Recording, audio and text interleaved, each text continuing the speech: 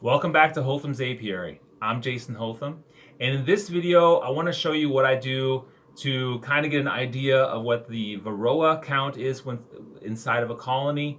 And this is going to basically be a two-part video. Today I'll do some preparation, and then a week later we'll finish off the video by counting how many Varroa mites have fallen down onto the insert. You won't want to miss it.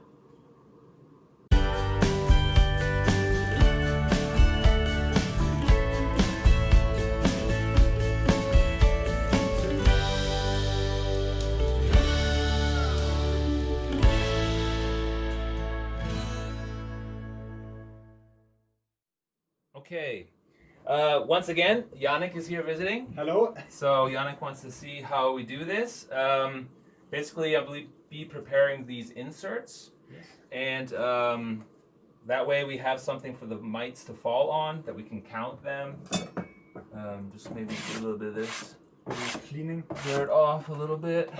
It's not much on there, but it doesn't really matter because we're going to put paper towel on here.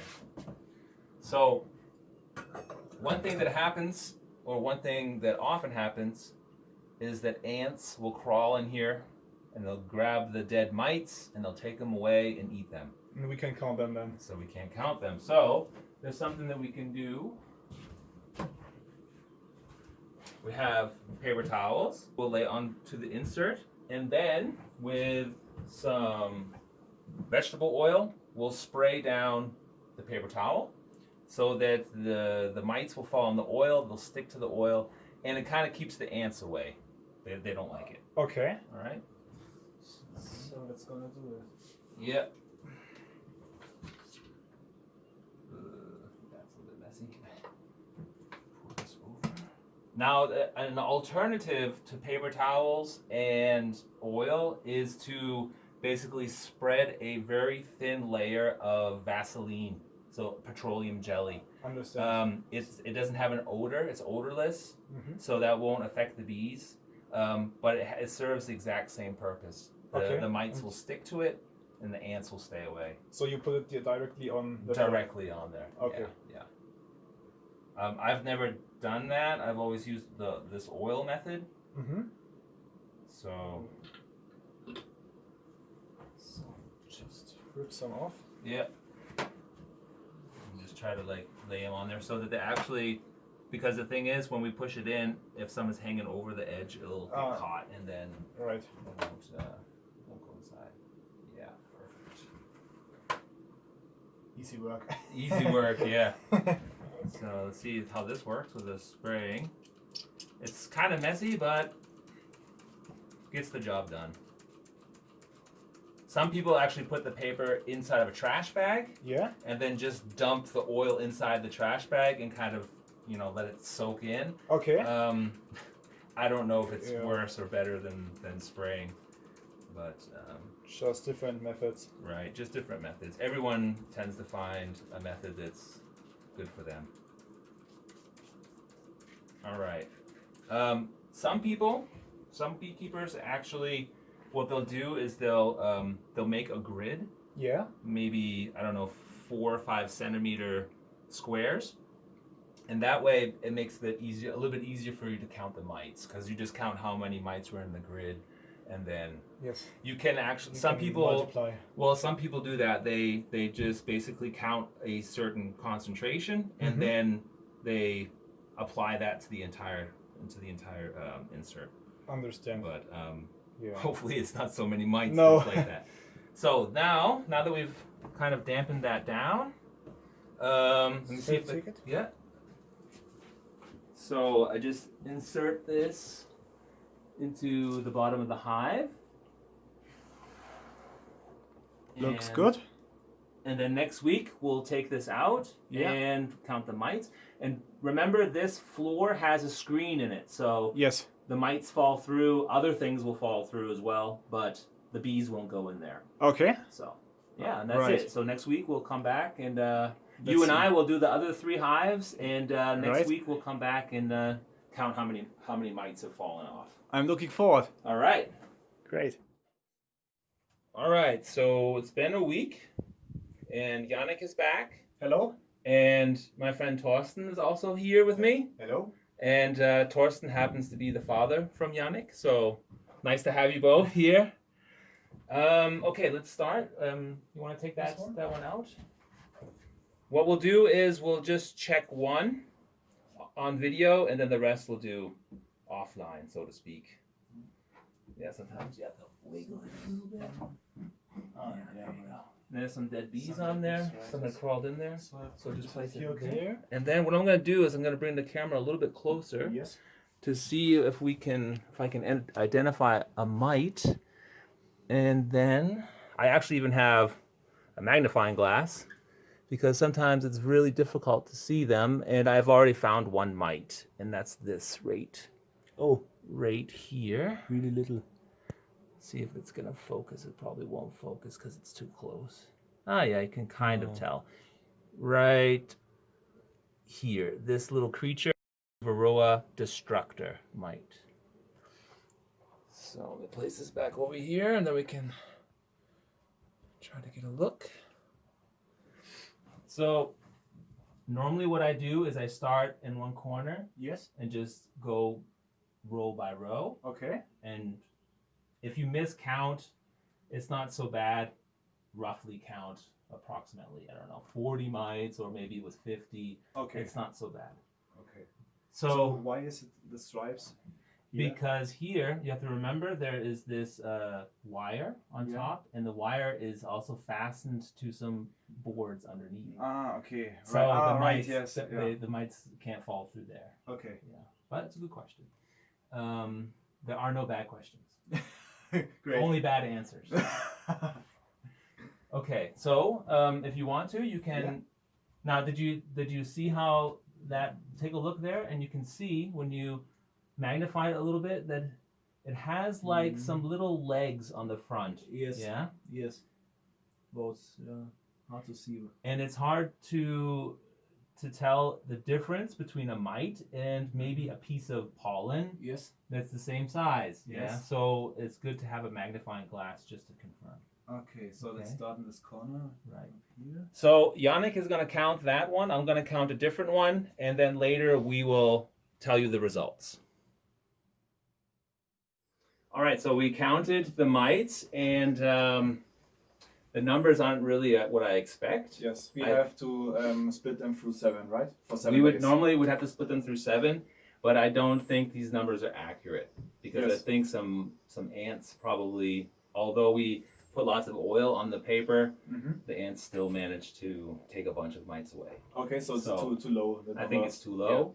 Yeah. There are 2 other methods that we could use. One is we could take a cup. There's some special cups that you can buy that have some mesh, plastic mesh in between, where you first of all put powdered sugar on the bees, and the mites don't like the powdered sugar, so the mites fall down. Okay, so that get off of the bees? Yes. Okay. Yes, and it doesn't harm the bees because the bees will just clean off the sugar from one another. You can actually put the bees back into the hive, and they're fine. Food for them, yeah. Exactly, yeah. Well, maybe not the best food, but yeah.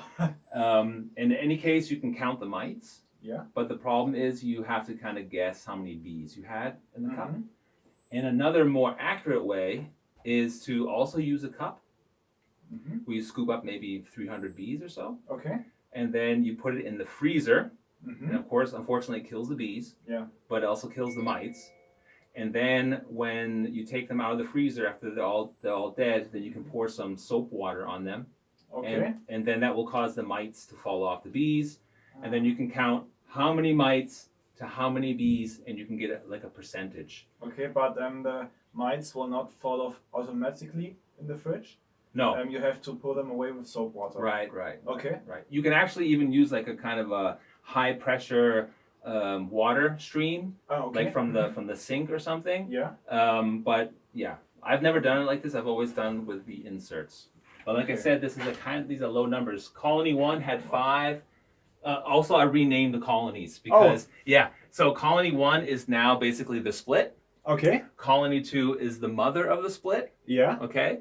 And colony 3 was former colony 2. Okay. So our bad colony in the beginning, is now colony 3, and colony 4 is the one that we will probably harvest from in a few weeks, 10 days, 14 days. Or so. Okay.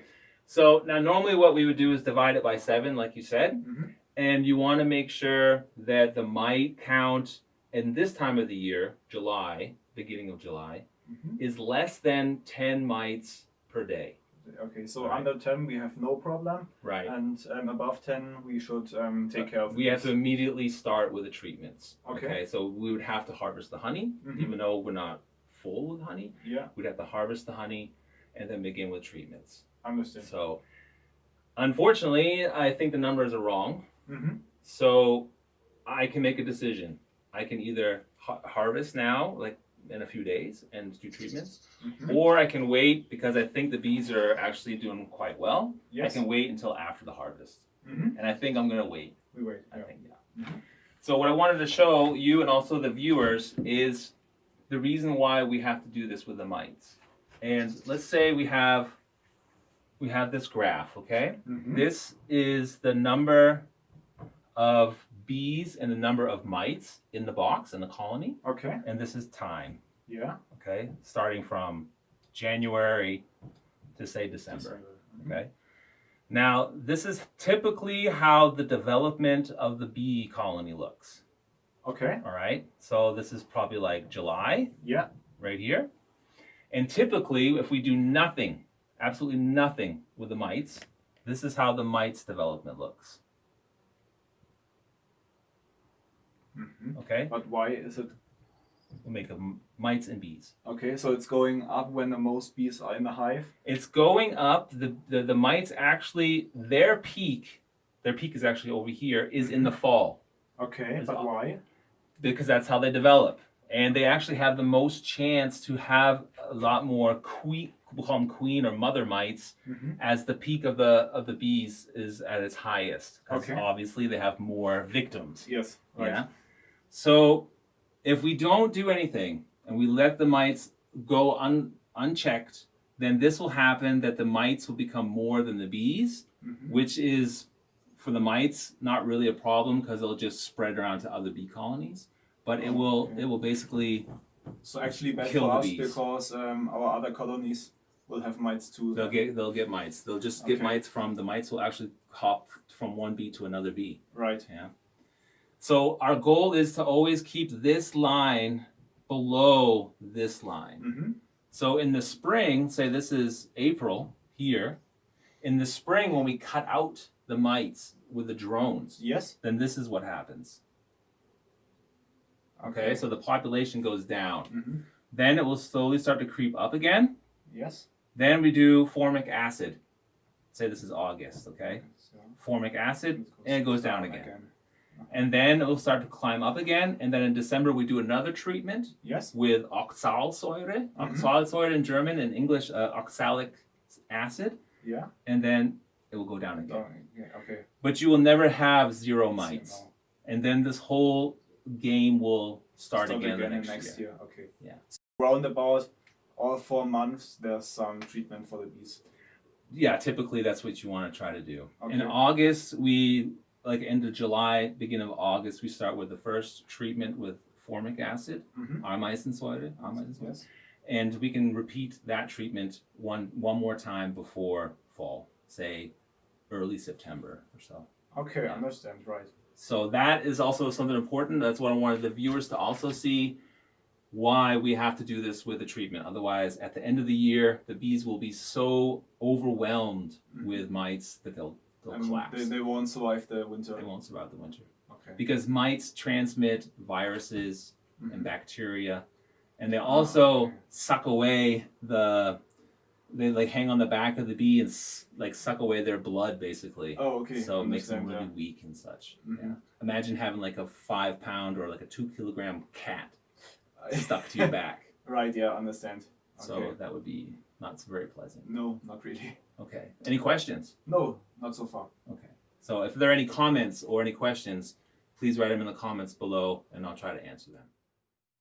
All right, that's it for this video. Thanks for watching. If you haven't already done it, please hit subscribe and we'll get new content out to you as soon as possible. As always, stay safe, stay healthy, and have fun beekeeping.